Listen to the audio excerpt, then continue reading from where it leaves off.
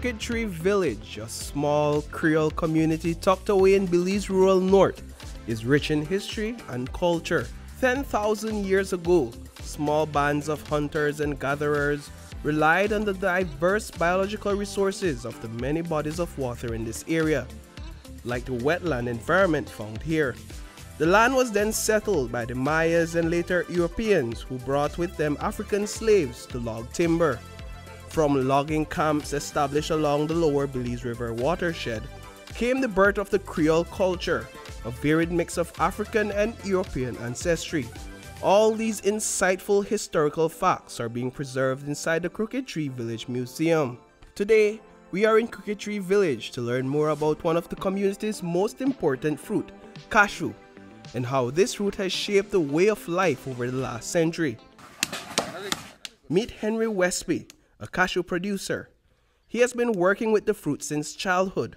Today, he's in his backyard preparing an order of cashew nuts for a customer. The importance of the fruit and the seed and it's a part of our livelihood, you know. Yeah. It's something that we depend on every year. He broke down the process of taking the cashew seed from its raw form to the edible cashew nuts. We normally wait till the cashew is ripe and falling off the tree, and we go pick them up. Some people ring them right under the tree. Some people pick them up, especially if they want the fruit. We pick them up. We sun them for a couple of days. And after that, we roast them. Whenever we need to sell, we roast them. You know, do the roasting part. And like I show you,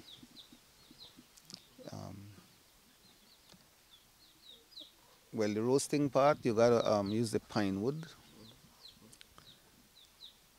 And maybe, well, as you see, the quarter drum. Roast them, then you go. You have to get the ashes also. Yeah. That's the same ashes from the roasting. No, this is the ashes from different trees that you have to use to put on them to take off the oil. Okay. And after that, it's this process, the hardest process begin. This is cracking. The cracking. This relationship. After the nut is cracked individually, they are then placed in a metal pot to bake under fire until all the moisture is removed from the nut. From there, the seed's outer layer is removed and it is ready for consumption.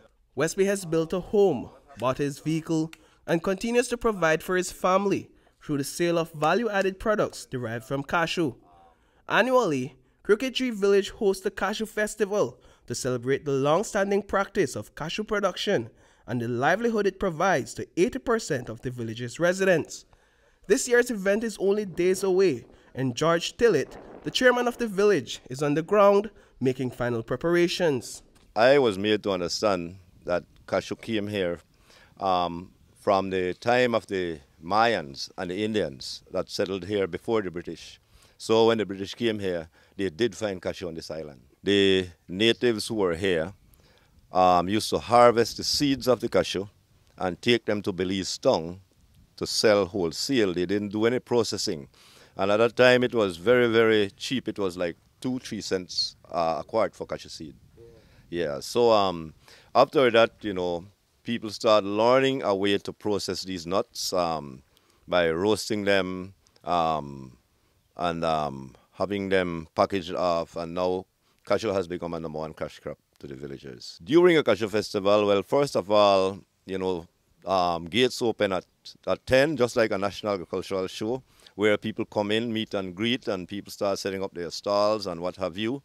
Then at 2 o'clock on Saturday afternoon, we have our official opening or official ceremonies to open the Cashew Festival.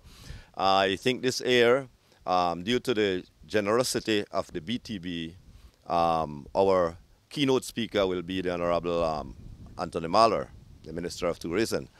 After the official opening, it's when the fun starts. We have stuff like greasy pole, the plaiting of the maypole, cashew wine drinking contest, bitters drinking contest. As this community has evolved over time, the challenge that comes with growing this cash crop has increased. For the last 3 years, Henry and Tillett has taken note of an alarming change in the fruit's development process that is now threatening the livelihood of the village. Some people come and take samples already. Because it look like it's either a fungus or it's because of maybe the drought, maybe not enough water or something. But we are very concerned about it, and I think there was some feedback on it. I heard one lady was saying that she heard that it was the trees, probably they are too close together. We have to limb up the trees, and but me personally, I don't think that's the case. Yeah.